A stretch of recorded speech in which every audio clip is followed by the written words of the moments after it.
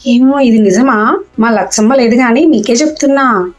వేరే దేశాల్లో ఎవరింటికన్నా మనం పోవాలంటే ముందే చెప్పి పోవాలంట కదా, లేకపోతే వాళ్ళు బాగా కోపం వస్తుందంట కదండి.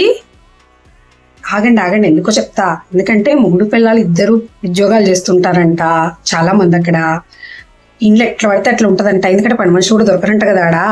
అందుకే మీరు ముందు చెప్పొస్తే మేము ఇంట్లో కొంచెం నీట్గా పెట్టుకుంటాం కదా అంటారంట. అంటే ఎప్పుడు ఇంట్లో నీట్గా పెట్టుకోరా? ఎప్పుడు ఒకసారి నీట్గా పెట్టుకుంటారా? ఏమో అమ్మా, వాళ్ళు వీళ్ళు చెప్పేది వినడమే కానీ మాకు తెలియదు. ఈ మధ్య వీడియోస్ లో అప్పుడిప్పుడు వింటున్నాంలేండి, అక్కడ పని మనిషి దొరకదు, మా పనులు మేమే చేసుకోవాలి, అన్ని చేసుకోవాలి అని. కానీ నిజమా? అంటే చెప్పిపోవాలన్నా వేరే వాళ్ళకి ఎవరింటికి పోతున్నా కూడా? ఏమో అబ్బా, మేమైతే మా అన్నయ్య వాళ్ళ ఇల్లు పక్క సందులోనే. నేను అప్పుడప్పుడు అట్లా వెళ్తా వస్తాము, దానికి ముందు చెప్పాల్సిన అవసరం ఏముందో. ఆ వేరే దేశాలవి అలవాట్లు ఇక్కడ రాకుండా ఉంటే అంతే సంతోషం.